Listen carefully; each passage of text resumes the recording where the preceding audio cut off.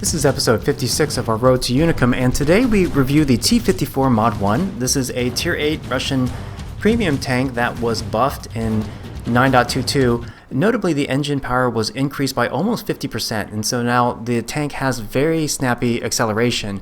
There are some downsides to the tank, notably the top end speed is very limited at 44 kilometers per hour, and the silver AP penetration is a relatively low 190 millimeters for a tank that can get tier 10 matchmaking just like this particular battle. The hit points are also relatively low at 1300, although if you've played a lot of the Russian mediums, you're already used to this. And then the view range is also somewhat low at 380, so in this case I'm having to run food to get to the 445 meter max view range. So aside from this downside, the tank has a lot of really good characteristics. It has an excellent turret in terms of protection, and the sides are pretty much auto bounds, and the middle of the turret is maybe the only place if someone shoots you right in the mantlet on the sides of the gun. It's only around 205 millimeters or so, but elsewhere it's very well protected and the cupola is tiny. Aside from the excellent turret protection, the hull armor, the upper hull armor, is also very strong. So straight on it's about 200 millimeters effective, so if you angle your hull 20 degrees relative to incoming fire so that your sides are auto bounds, you can get that upper hull over 215 millimeters of effective protection, which is really good for a tier 8 medium tank. The lower glacis is a little bit soft, a little softer, but it's relatively small, and because this tank has pretty solid gun depression of up to 7 degrees frontally, a lot of times you shouldn't be exposing your lower hull, or you should be wiggling and making it tough for opponents to hit it. The tank also, for some reason, has unusually good camo for a medium tank. The camo is actually better than 2 of the tier 9 light tanks, which is weird and in a lot of ways makes no sense, but whatever. It means that this tank is good at getting the first shot advantage, and it also has very fast base aim time of 2.2 seconds. Most of the tier 8 mediums are pretty lackluster in terms of the damage per minute. This tank is better than average. It's around 1875 base. Now, if you've been watching me play, you notice I haven't pushed too far up the 5 lane. There's a few reasons why. One, they have 3 arties, so you always have to keep that in mind whenever you're going to be in exposed lanes, and this middle road here is a very popular target with artie. I also am in a position where I can't push up to the hill, right? The Bat Chat 25T will easily clip me out, and even if I push up there, I'll be eating shots from the rear from that Scorpion that they have over at E2, as well as frontally from the 251. So I can't really move up from here, and obviously I didn't go 1-2 because our heavy's deployed there, which is really good, but that very much is a brawling area, and this tank doesn't have the hit points or good enough armor or penetration for that matter, unless I'm slinging full premium ammo. To frontally brawl. It just doesn't make a lot of sense. So I'm having to be patient, and I was hoping to work some damage in on that Scorpion. Where that Scorpion G is at E2, he's only really safe or can't eat flanking fire unless we have control of hill, which we don't, the Abbey, or if we have our tanks push up along the 5 line, but that's a very exposed area which you really shouldn't go towards in the early to mid game unless you are sure you can cross it quickly without getting caught out. Now what I'm looking for is this T-54 E1. He did show up on the map and looked like he was pushing down the 6-7 lane, and alright, there we go. So again, with that really good camo, I get the first shot advantage. He doesn't see me. Now, obviously the bush is closer to me than to him, which favors me. And then what I'm able to do here, thanks to this nice little terrain here and this tank's pretty solid gun depression, is change this autoloader to being a single shot tank, because I'm dictating when we see each other, and that's basically negating the value of his autoloader and easily wearing him down for the finishing shot there. So when you're the bottom tier in a match like this, you have to play carefully. I'm gonna put in air quotes the word support role, but a lot of people don't actually understand what that means. What a lot of people interpret support role means is sniping, right?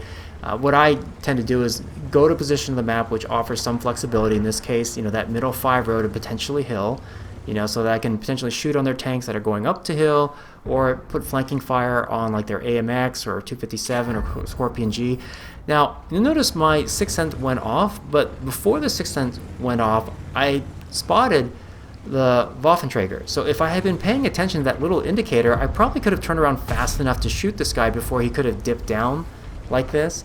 And so that's also really other interesting ways, obviously paying attention to when that little tooltip pops up to tell you've spotted someone. And then there was an unfortunate sequence there. Our T-49, as is common with a lot of T-49 drivers, tried to YOLO in and hit a squishy paper target, which is totally understandable, but our T-49 whiffed his shot terribly and then just died to the Waffenträger. So that was fairly useless. Now we're in real danger here because we're either I'm going to get dogpiled or that T-30 is. And the problem with the T-49, great tank, but the second he fires his gun, everyone knows he's got a super long reload and he kind of rushed his shot. To some extent, if you've got a really good gun, you need to withhold your shot and use the threat of your gun to back people off until you're able to make sure you can land the shot. And their Bat Chat 25T is now rushing me, and I'm in an interesting position where because I'm backing up, I'm putting the hill between us so he can't see my lower plate, and my upper hull is angled away from him, right? And so this causes him to kind of hesitate, and then our Scorpion puts a really nice shot in him to put that Bat Chat in one-shot territory, and then I snapshot the Waffenträger and bounce yet another shot. I'm already up to 2100 damage blocked in this game, but it just primarily, even though I'm bottom tier, forcing my opponents into bad shots or difficult shots. We are still losing by 4 tanks, but we know their Bat Chat is very beat up, and I like what our 1390 is going to do here. He is clipping, and he knows, if he's paying attention, he saw the hit points on the RU-251. I hit a shot on the 251 as he was crossing up to get to the top of Abbey, so he's two-shottable by the 1390. And this is like one of those situations when you've got an autoloader, you got to know when you should just push in and finish someone off. And then the Bat Chat here is trying to get a shot on that 1390. He really shouldn't have pushed up there. Now he's one-shottable, and then our 1390 is able to finish him off. Now, I make a mistake here. I'm kind of hanging out here, kind of, looking for a shot on the Scorpion G or the AMX, and then I get hit by their 261, and then by their M40, and so, within a few seconds, I lose 600 hit points, and I'm kind of fortunate there that the Scorpion, his shot didn't penetrate me because he has the alpha to one-shot me for my remaining hit points. At this point, though, we're in a good position in that I can now attempt to go find their arty. Now, our friendly Scorpion G just took damage, and he's going to play this whole last sequence incorrectly. He doesn't need to YOLO in. Now that all they have left is the Scorpion G and their arties, me and this 1390 can go spot their arties and pick them off. So all our Scorpion G needs to do is just stay alive, right, and stay arty safe, and force their Scorpion G, if he wants to shoot at him, to come around the corner and give our Scorpion G the first shot advantage. But unfortunately, our Scorpion G really misplayed that situation. Late game, situations require a lot of just both common sense and awareness of what's going on, and killing the Scorpion G right now, wasn't the priority. Clearing out their arties who may be defenseless is the priority. Now, what's hilarious is I was coming in this direction way ahead of the 1390, but because of the poor limited speed of only 44 kilometers per hour, he actually gets up on the plateau before I can get up here. Now, I'm not too crazy about the line that the 1390 took being up on the shelf here. He's kind of exposed in the middle of everyone, and of course, I'm going to say this and then make an equally bonehead maneuver in a moment, and especially since the 1390 was moving, so at least he's, a moving target. But right here, I should back up immediately.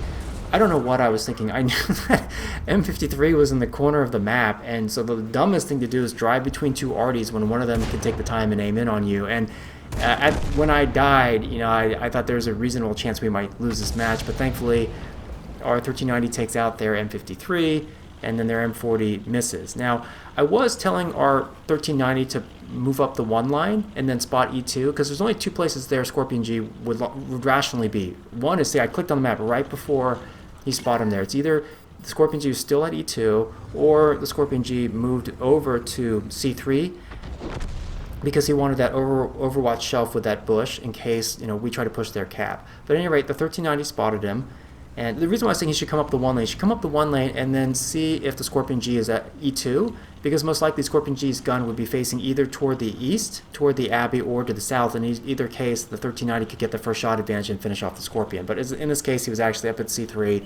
It worked out fine. They're already actually fired at the 1390, even though he was behind that massive rock, which is smart on the 1390's part.